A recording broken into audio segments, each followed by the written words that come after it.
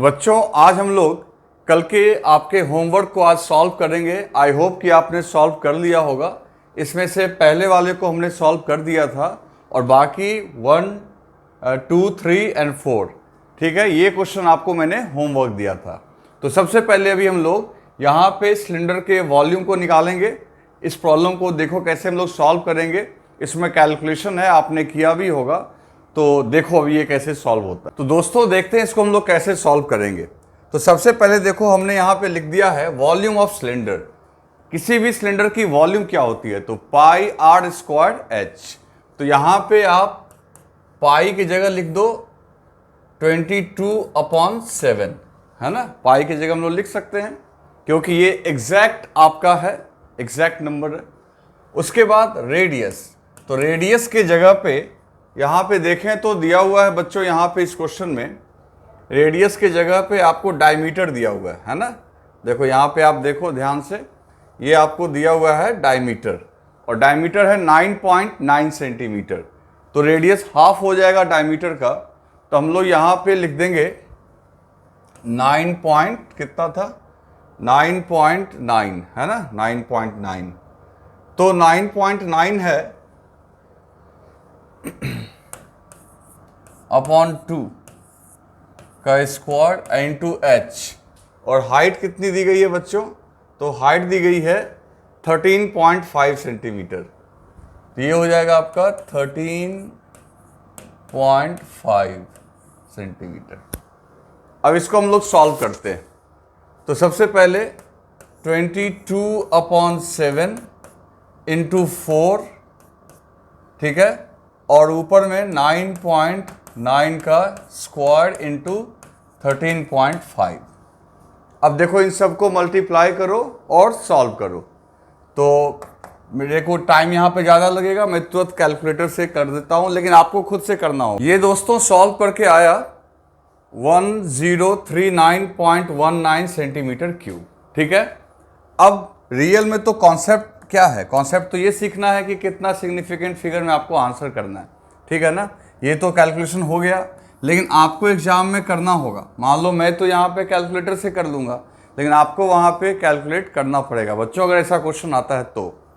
अब बात ये है कि आखिर इसको हम लोग कितने फिगर में रिप्रेजेंट करेंगे।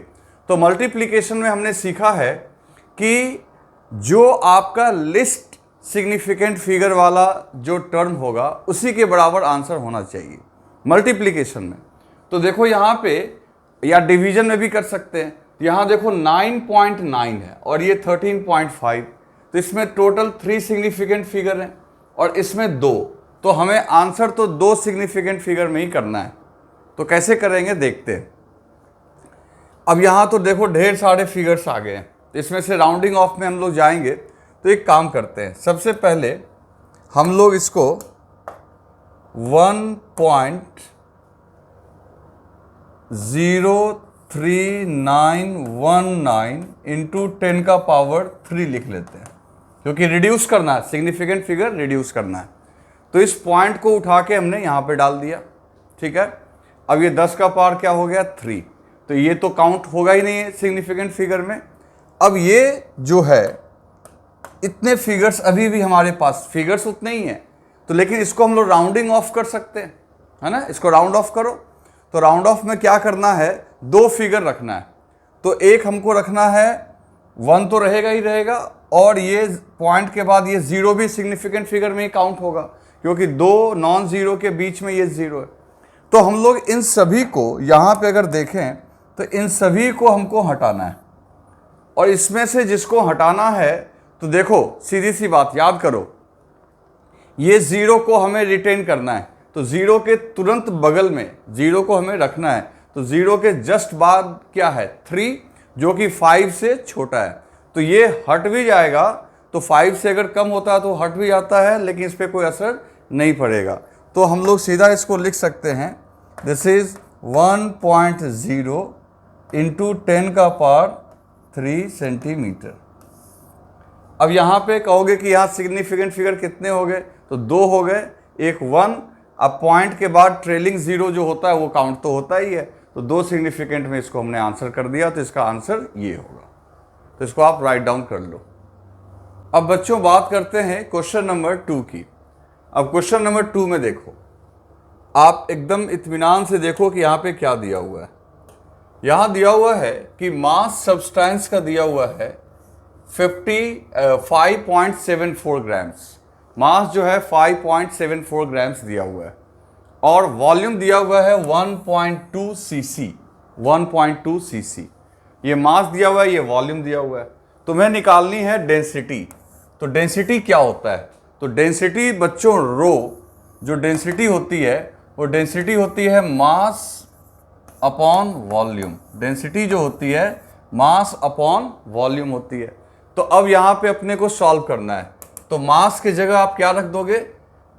5.74 और इसको डिवाइड कर दो किससे? वॉल्यूम से, दैट इज 1.2। अब इसके डिवीजन का रिजल्ट हम लोग लिखेंगे, लेकिन हम लोग ये ध्यान रखेंगे कि आप देखो डिवीजन में यहाँ पे जो नीचे में है इसका सिग्निफिकेंट फिगर 2 है। तो जो भी हमें यहाँ डिवीजन में मिलेगा उसको राउंड ऑफ करके 2 में ही आंसर करना है। तो ये कैलकुलेट होके कितना आएगा देखते हैं। तो बच्चों ये आपका कैलकुलेट होके आएगा 4783। आप डिवाइड करके देखो, मैंने कैलकुलेटर से कर लिया है और ये आपका आएगा ग्राम पर सीसी। लेकिन ये आंसर तो आप करोगे नहीं। आंसर कैसे करोगे? आंसर तो आपको देखो जब भी डिवीजन होगा तो उसमें जो list number of significant figure जिसमें होगा उसके टर्म में आंसर करना है। तो 2 है तो इसको यहाँ भी 2 में ही करना है। तो मेरे को यहाँ पे इसको हटाना है। किसको? ये लास्ट वाला जो 83 है इसको रिमूव करना है। तो सीधी सी बात है 4 तो रहेगा ही रहेगा। 4 आपका यहाँ पे रहेगा, तो 4 तो रहेगा ही रहेगा पॉइंट। और 7 की बात करेंगे तो 4 रहा और 7, तो देखो यहाँ हटने वाली संख्या कौन है? 8। 7 को जस्ट जो है आपका इसके बाद जिसको राउंड ऑफ करना है वो क्या है? 8। और 8 जो है वो 5 से ज़्यादा है। तो 5 से ज़्यादा वाला अगर हटता है तो इसमें 1 का इंक्रीमेंट कर देते हैं। तो ये हो जाएगा 4.8। तो ये आंसर हो गया 4.8 ग्राम पर सीसी। ठीक है, तो इसका आंसर होगा 4.8 ग्राम सीसी। क्लियर है? चलो अब हम लोग देखते हैं क्वेश्चन नंबर 3। जो भी क्वेश्चन है यहां पे लिखा हुआ है perform the following operation to the correct significant figure. अब इसमें क्या करना है बच्चों? तो पहले तो देखो इस संख्या को और इसको ऐड करना है ना? और दोनों का सिग्निफिकेंट फिगर देखो 1 2 है, यहाँ 1 2 है। लेकिन एडिशन में तो हम ये इस बात का ध्यान रखते हैं कि पॉइंट के बाद जिसमें लिस्ट, पॉइंट के बाद जिसमें पॉइंट मतलब डिसमिल के बाद जिसमें डिजिट की संख्या कम हो, कम से कम हो, उसी के हिसाब से मान लो कि 2 टर्म को ऐड कर रहे हो, एक के डिसमिल के बाद एक ही नंबर है तो आंसर में डिसमिल के बाद एक ही नंबर वाला होगा। ठीक है, तो अब इसको हम लोग सॉल्व, अब बच्चों इसको हम लोग सॉल्व करते हैं।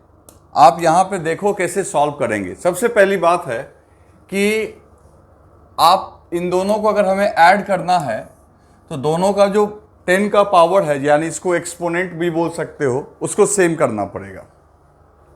तो इसको बहुत आराम से कर सकते हैं। इसको हम लोग लिख सकते हैं 0.68 इंटू 10 का पावर 5, है ना?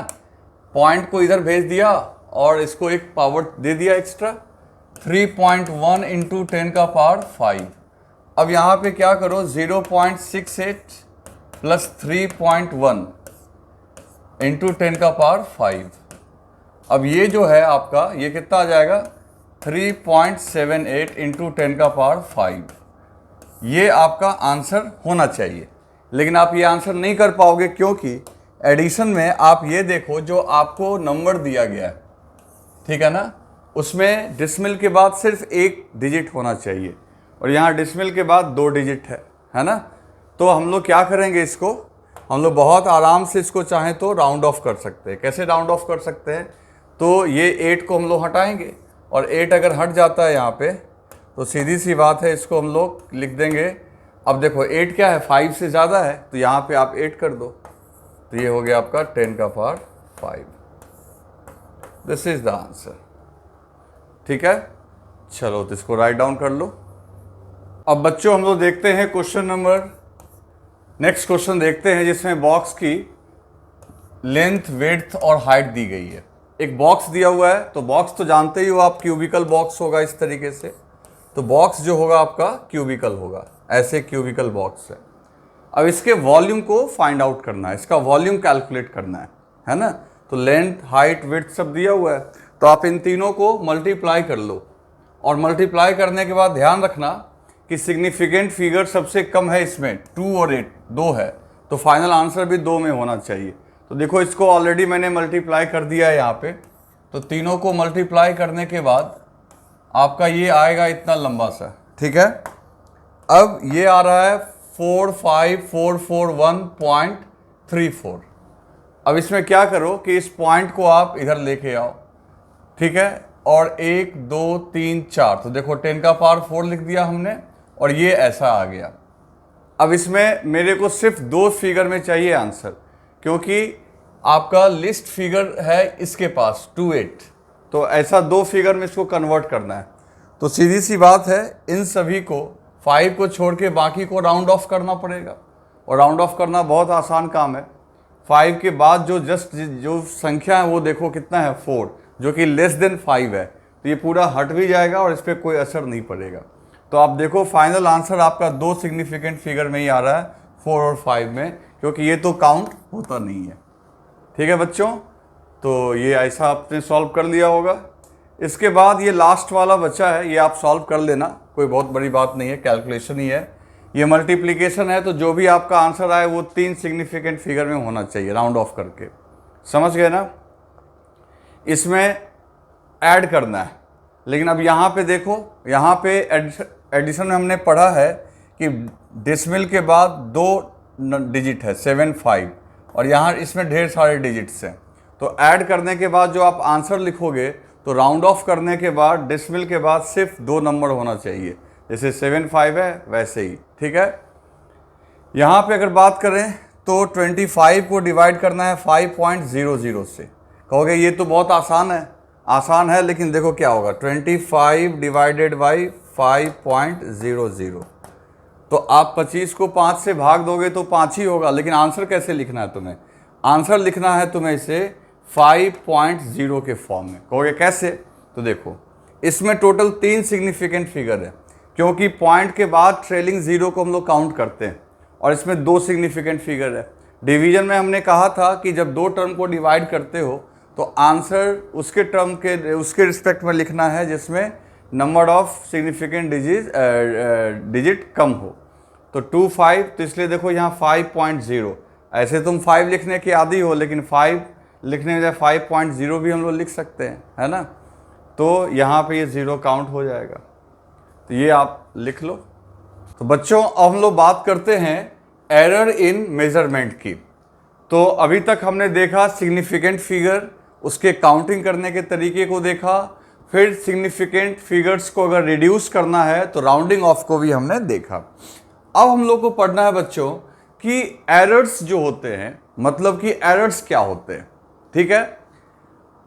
अब एरर जो है, जैसे आप कोई वैल्यू को मेजर करने गए, किसी की लेंथ मेजर करने गए, तो मान लो अगर आपकी जो मेजरमेंट कहती है कि मान लो ये रॉड जो है इसको आपने मेजर किया, इसके लेंथ को, ठीक, और इसका लेंथ है 23.3 सेंटीमीटर।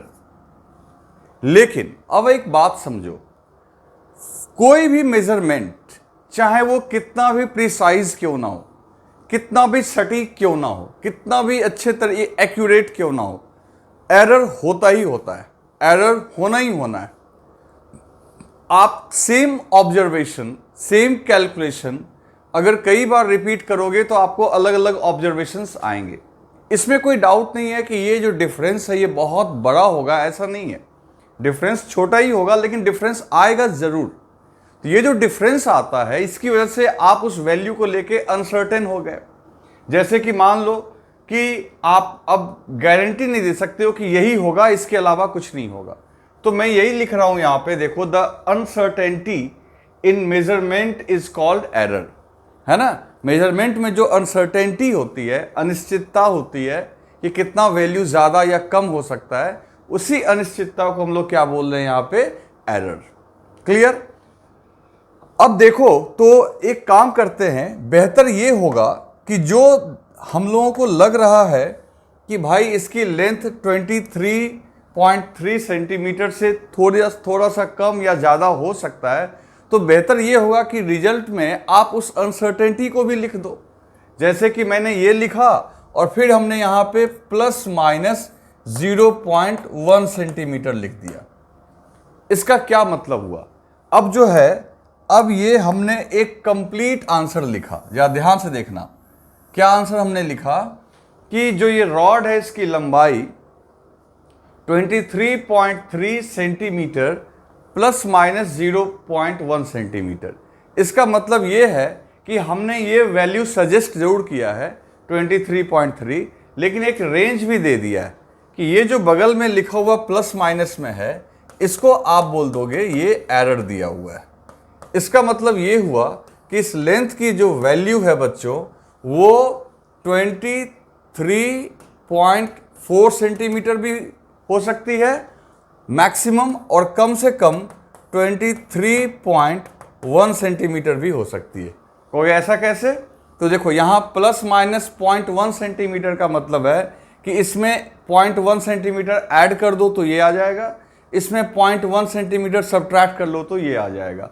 तो ये जो बगल में एरर लिख दिया हमने, तो हमने कह दिया कि इसके बीच में वैल्यू वेरी करेगी। तो ये जो साइड में लिखा हुआ है, दिस इज कॉल्ड एरर, और ये होता ही होता है। ठीक है ना? तो अब देखो, सवाल ये है, तुम सोच रहे होगे कि एरर क्यों होता है, क्यों ना इसको हम खत्म कर सकते हैं। तो बच्चों पहले समझ लो कि एरर कितने टाइप का होता है। तो एरर के टाइप्स हमने यहाँ पे लिख दिए आपके लिए। अब ये देखो, ये टाइप्स को मैं समझाता हूँ। सबसे पहले इसमें है सिस्टमिक एरर। सिस्टमिक एरर क्या होता है वो समझो। सिस्टमिक एरर वो एरर होता है जिसमें आपको एरर किस वजह से है, ये गलतियां, ये जो अशुद्धियां हैं, ये किस वजह से है, उसका कारण पता है, उसका कॉज पता है ना? जैसे कि आपको जब मेजरमेंट करने गए तो जिस स्केल का आपने इस्तेमाल किया, हो सकता है उस स्केल में जो कैलिब्रेशन किया हुआ है, कैलिब्रेशन कहने का मतलब जो मार्किंग की गई है, वो मार्किंग ही गलत की गई हो सकता है कि टेम्परेचर के बढ़ने घटने से उसकी लंबाई एक्सपैंड हो गई हो, है ना?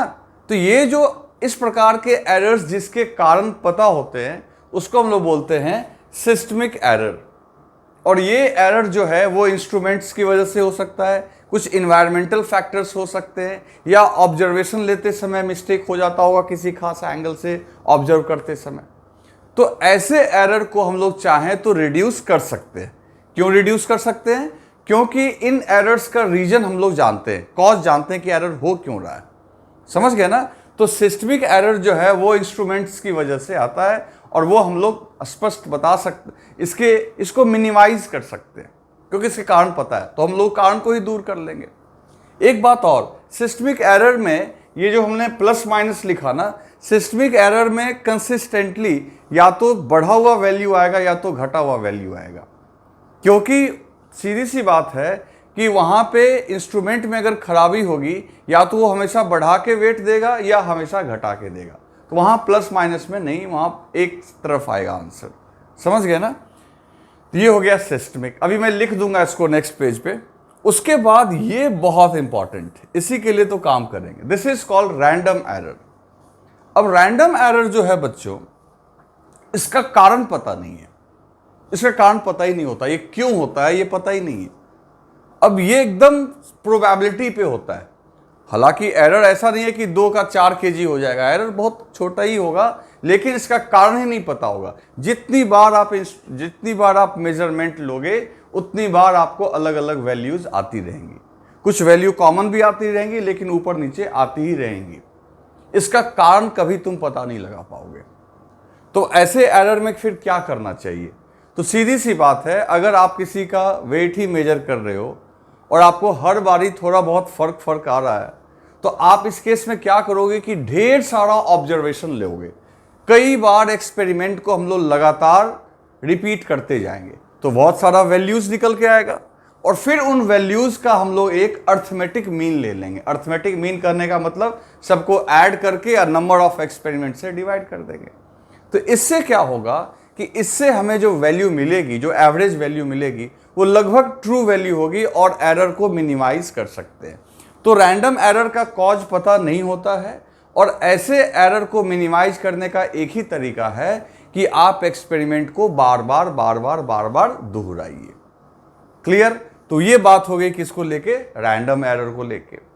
अब बात करते हैं बच्चों लास्ट में, थर्ड है ग्रॉस एरर। ग्रॉस एरर जो होता है ये ह्यूमन केयरलेसनेस की वजह से होता है। मान लो कि आप एक्सपेरिमेंट करने के लिए गए और ढंग से आप एक्सपेरिमेंट ही नहीं कर रहे हो, आप ध्यान ही नहीं दे रहे हो, कैलकुलेशंस पे ध्यान ही नहीं दे रहे हो। तो जब कैलकुलेशंस पे ध्यान नहीं दोगे तो ऑटोमेटिकली फॉर्मूला ही गलत पुट कर दिया आपने, या आप केयरलेसनेस में सही से इंस्ट्रूमेंट को प्लेस नहीं किया, तो इसको हम लोग बोलते हैं ग्रॉस एरर। तो आप इसको लिख लो, ये लिखने की जरूरत नहीं है, आप इन सबको लिख लो, फिर मैं अब इन सब के बारे में दो दो लाइन लिख देता हूं।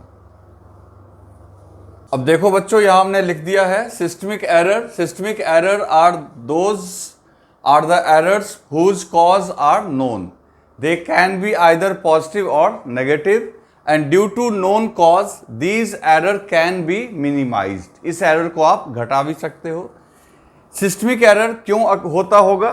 तो इंस्ट्रूमेंटल एरर हो सकता है, इन्वायरमेंटल एरर मतलब मान लो कि टेम्परेचर ज़्यादा हो गया, मॉइस्चर, ये सब भी असर कर सकता है, और ऑब्जर्वेशनल एरर, अगर मान लो कि जब आप ऑब्जर्व करने जाते हो, खासकर ये लेंथ वगैरह में होता है कि किसी खास एंगल पे देखने पे मार्क नीचे या ऊपर नज़र आता है, तो ये आपका सिस्टमिक एरर के बारे में है। इसके कारण हमको पता होते हैं तो इसलिए हम लोग इसको मिनिमाइज कर सकते हैं। ठीक है, और लिख लो इसको। अब बच्चों बात करते हैं रैंडम एरर की। तो देखो रैंडम एरर में मैंने लिख दिया है कि these error are due to unknown causes. इसके कारण पता नहीं होते हैं। Therefore they occur irregularly and they are variable in magnitude and sign, है ना। वो चूंकि इसका कोई कॉज ही नहीं पता है तो आपको पता ही नहीं चलेगा कि ये क्यों थोड़ा सा कभी बढ़ जा रहा है, घट जा रहा है। तो जो एरर भी होगा वो एरर खुद भी अपने मैग्नीट्यूड और साइन के हिसाब से वेरिएबल होगा। ठीक है, अब ऐसे एरर को रिड्यूस कैसे करेंगे? तो मैंने पहले ही बोला कि बाय रिपीटिंग द एक्सपेरिमेंट, या जो आप मेजरमेंट कर रहे हो उसको बार बार मेजर करते जाओ और सारे मेजरमेंट को ऐड करेंगे अर्थमेटिक तरीके से और नंबर ऑफ एक्सपेरिमेंट से डिवाइड करेंगे। मतलब अर्थमेटिक जो है उसका मीन निकालेंगे, एवरेज निकालेंगे, तो उससे क्या होगा कि जो हमें वैल्यू मिलेगी वो लगभग ट्रू वैल्यू के करीब होगी। तो इसको राइट डाउन कर लो। अब बच्चों बात करते हैं ग्रॉस एरर की। तो देखो ग्रॉस एरर में हमने लिखा है कि ये किसकी वजह से होता है? ह्यूमन केयरलेसनेस की वजह से। ये एक छोटा सा है, इसको आप राइट डाउन कर लो। कर लिया आपने? बच्चों अब हम लोग कुछ इंपॉर्टेंट पॉइंट्स देखते हैं, जिस पॉइंट का यूज अभी हम लोग प्रॉब्लम सॉल्व करने में और बाकी क्वेश्चंस को न्यूमेरिकल को सॉल्व करने में करेंगे। ठीक है, ये तो आपको अभी हमने जो बताया वो एरर का टाइप था, और अब हम लोग ये देखेंगे कि इस यहाँ पे इसको किसी मेजरमेंट को हम लोग एक्सप्रेस कैसे करते हैं, बाकी बहुत सारी चीज़ें देखेंगे। लेकिन उससे पहले हमें कुछ इंपॉर्टेंट पॉइंट्स देखने, इंपॉर्टेंट टर्म्स देखना होगा। इंपॉर्टेंट टर्म्स, चलो सबसे पहले जो टर्म यहां पे है वो है ट्रू वैल्यू। पहला टर्म है ट्रू वैल्यू। अब एक बात समझो, ये टर्म ही अपने आप में फॉल्स है। नाम ट्रू वैल्यू है लेकिन ये टर्म अपने आप में फॉल्स है। कहोगे कैसे? देखो एक चीज हमें एक्सेप्ट करना होगा कि चाहे हम लोग कितना भी तरीके से एक्सपेरिमेंट करें, रीडिंग लें, लेकिन हम लोग एरर को वहां से हटा नहीं सकते। एरर होगा ही होगा। तो इसका मतलब रियलिटी में ट्रू वैल्यू तो कभी नहीं मिलना है। रियलिटी में ट्रू वैल्यू आपको कभी नहीं मिलना है। फिर भी जो हमारा मोस्ट क्लोज्ड वैल्यू होगा, जो रियल वैल्यू होना चाहिए उसके करीब, उसी को हम लोग यहाँ ट्रू मान के चलेंगे। आई बात समझ में? मतलब रियलिटी में तो ट्रू मिलना नहीं है, लेकिन फिर भी जो हमारा सबसे ज़्यादा नज़दीकी होगा उसी को हम लोग ट्रू वैल्यू मानेंगे। अब ट्रू वैल्यू निकालेंगे कैसे? तो बहुत सिंपल सा जवाब है। जैसे मान लो कोई क्वांटिटी है, ठीक है, उसकी वैल्यू ए है, ठीक है, तो हम लोग बार बार उसको कैलकुलेट करेंगे। जैसे मान लो एक्सपेरिमेंट नंबर 1, एक्सपेरिमेंट नंबर 1 में हमने निकाला उसकी वैल्यू A1। नंबर 2 एक्सपेरिमेंट किया हमने तो उसकी वैल्यू आई A2। नंबर 3 एक्सपेरिमेंट किया तो उसकी वैल्यू आई A3। इसी तरीके से एक्सपेरिमेंट नंबर n किया हमने तो उसकी वैल्यू आई AN। अब ये क्या है? मान लो एक फिजिकल क्वांटिटी की वैल्यू हम लोग कैलकुलेट कर रहे हैं। पहली बार एक्सपेरिमेंट किया तो A1 आया, फिर दूसरी बार में A2, तीसरी बार में A3, और ऐसे करते करते n टाइम्स हम लोग करते गए और वैल्यूज हमें अलग अलग मिलती गई। अब हम लोग क्या करेंगे बच्चों, यहाँ पे जो ट्रू वैल्यू है वो A0 को बोलते हैं। अब ये A0 क्या है? तो A0 कुछ और नहीं बल्कि इन सारे वैल्यूज के अर्थमेटिक मीन को बोलेंगे। मतलब हर बारी एक्सपेरिमेंट में जो वैल्यू आएगा उन सारे वैल्यूज को आप ऐड करो और नंबर ऑफ एक्सपेरिमेंट से डिवाइड कर दो। आ रही है बात समझ में? तो इस तरीके से ये हमारा यहाँ पे ये मीन वैल्यू आया, मीन वैल्यू। और ये जो मीन वैल्यू है this is called true value. इसी को हम लोग बोलेंगे ट्रू वैल्यू। आ रही है बात समझ में? तो किसी क्वांटिटी के मैग्नीट्यूड को अगर आप बार बार मेजर कर रहे हो और हर बारी अलग अलग वैल्यू आ रहा है तो उसी के रिथमेटिक मीन को हम लोग क्या बोलेंगे? True value. समझ गए? तो ट्रू वैल्यू जो है, अब देखो ट्रू वैल्यू का डेफिनेशन लिखते हैं। It is mean of measured value in all experiments।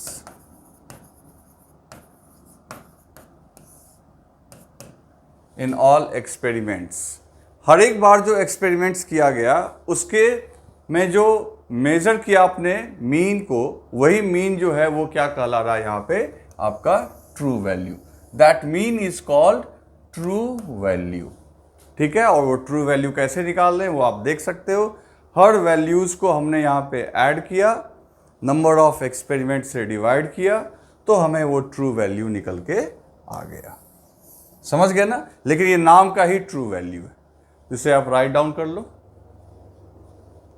अब बच्चों यहाँ पे नेक्स्ट टर्म है एब्सोल्यूट एरर। बहुत इंपॉर्टेंट टर्म है। तो देखो इसके पहले हमने निकाला ट्रू वैल्यू।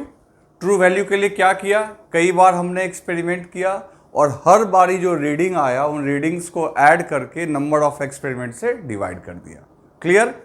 अब बच्चों यहाँ पे है एब्सोल्यूट एरर। ये कैसे है? तो देखो अब इसमें क्या करना है, जैसे मान लो आपने एक्सपेरिमेंट नंबर 1 पहली बार एक्सपेरिमेंट किया, ठीक है, तो एक्सपेरिमेंट 1 में जो रीडिंग आया वो आया आपका A1 और ट्रू वैल्यू कितना है आपका? A0। A0 कैसे निकाला वो मैंने आपको बता दिया। तो ये आपकी reading I, this is reading, ये रीडिंग है, और A0 जो है आपका ये क्या है? True value. ट्रू वैल्यू तो ऑटोमेटिकली जो हमारा एरर होगा दैट इज डेल्टा A1। ठीक है ना? डेल्टा A1 जो होगा एरर, ये होगा ट्रू वैल्यू माइनस जो आपकी रीडिंग आई है।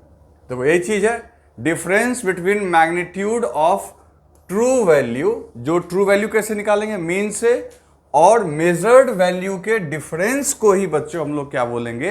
Absolute error. उसको क्या बोलेंगे? Absolute error.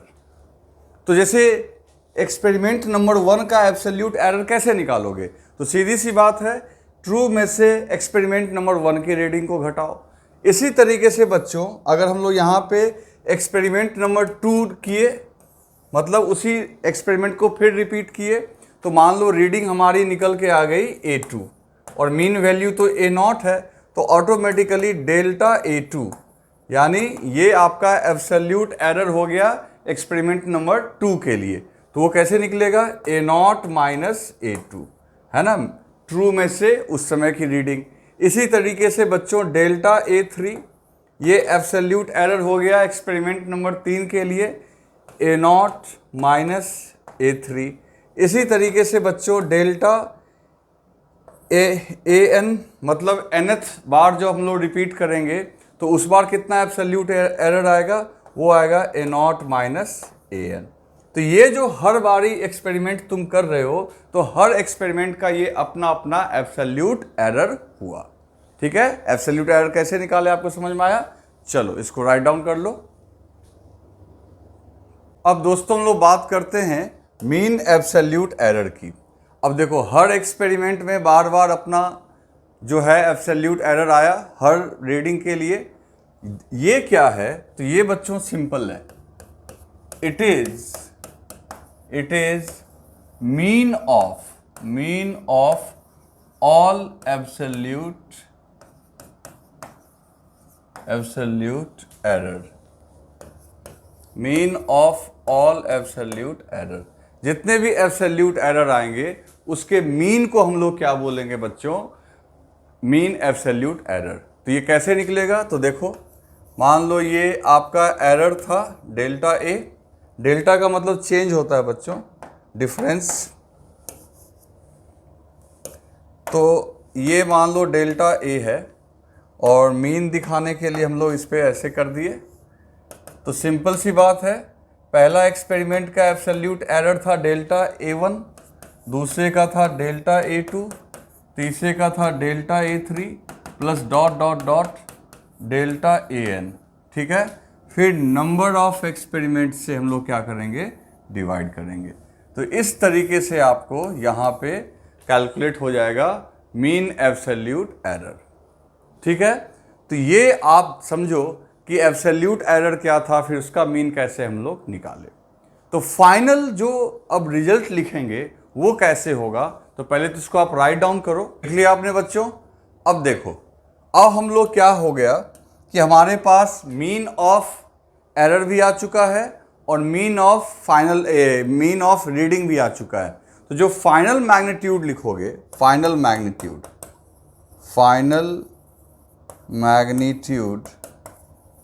Magnitude of physical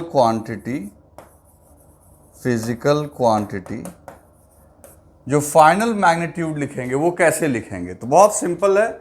एक तो पहले हम लोग लिखेंगे जो हमारा मीन आया, है ना, जो हमारा मीन आया, जो इसको हम लोग ट्रू वैल्यू बोल रहे हैं। ठीक है, सारे रीडिंग को ऐड करने से जो आया वो हमारा मीन वैल्यू हो गया, वही हमारा ट्रू वैल्यू है। उसमें प्लस माइनस, ठीक है, प्लस माइनस मतलब ज़्यादा भी हो सकता है कम भी हो सकता है। तो प्लस माइनस कौन हो गया हमारा? ये मीन ऑफ एब्सोल्यूट एरर। ठीक है, प्लस माइनस इसलिए क्योंकि ऐसा मान के नहीं चलना है कि ये डेल्टा ए प्लस होगा या माइनस। हो सकता है ट्रू से रीडिंग ज़्यादा भी हो जाए कम भी हो जाए, कुछ भी हो सकता है ऊपर नीचे। तो इसलिए हम लोग यहाँ पे प्लस माइनस का साइन यूज कर रहे हैं। तो बच्चों ये हमारा फाइनल रिजल्ट आया।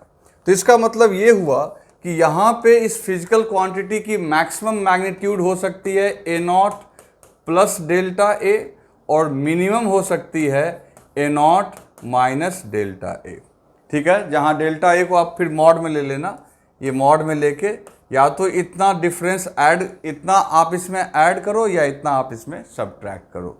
तो इस तरीके से हम लोग कह सकते हैं बच्चों कि जो भी मेजरमेंट आएगा किसी एक्सपेरिमेंट में, जो हम लोग रिजल्ट लिखते हैं लैब में, उसमें हम लोग इस रूल को फॉलो करते हैं।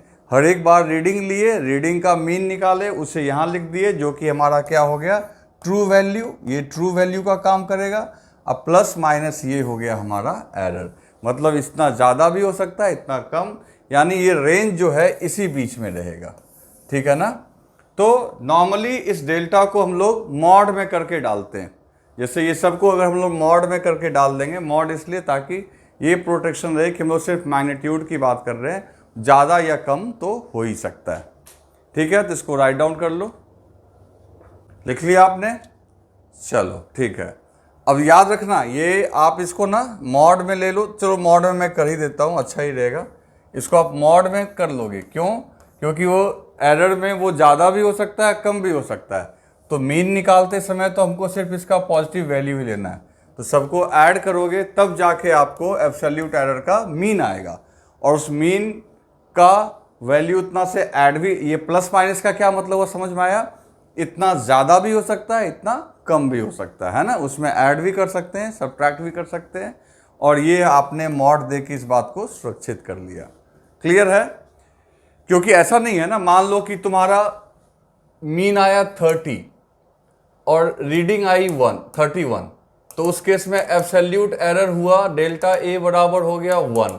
और कभी कभी क्या हुआ कि किसी रीडिंग में ये 29 आया और ये 30 रहा, तो क्या हो गया -1। तो ये डेल्टा जो है, यानी कि डेल्टा ए, यानी कि जो एब्सोल्यूट एरर है, ये तो प्लस माइनस कुछ भी हो सकता है। तो मीन निकालते समय हम लोग सबको ऐड ही करेंगे, तो 1 के जगह भी 1 रखेंगे और -1 के भी जगह 1 रखेंगे, समझ गए? तो इसको मॉड में भी आप रिप्रेजेंट कर देंगे तो सही रहेगा। और ये प्लस माइनस का मतलब तो समझ में आ ही गया कि जो ये मीन निकल के आया उतना ये ज़्यादा भी हो सकता है, उतना से ये कम भी हो सकता है। तो इसके बाद बच्चों एक और टर्म है, आज के लिए एक और टर्म हम लोग डिस्कस करेंगे। लिख लिया आपने, इसको मॉड लगा देना, बस कुछ नहीं करना है। अब एक टर्म और है यहाँ पे, वो है रिलेटिव एरर। वो एब्सोल्यूट था, ये रिलेटिव है। Relative error, relative error. अब ये रिलेटिव एरर क्या है? बहुत सिंपल है। It is the ratio, it is the ratio of mean absolute error upon true value। जैसे कहने का मतलब क्या हुआ कि जब भी अगर अपने को रिलेटिव एरर निकालने को बोलेगा, रिलेटिव एरर, तो वो हम लोग ऐसे निकाल देंगे। रिलेटिव एरर हो जाएगा हमारा मीन ऑफ एब्सोल्यूट एरर, है ना। उसका मीन अभी हमने निकाला था, ये बार का साइन लगा दोगे तो मीन हो गया, और upon true value that is a not. तो बच्चों यहाँ पे सिंपल है, देखो ये आपका हो गया mean of error, mean of absolute error,